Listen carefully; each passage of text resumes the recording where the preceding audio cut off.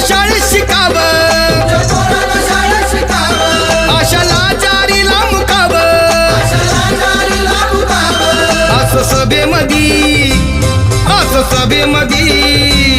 असं सभेमधी भाषण व मग कुणी नाही केलं भलं व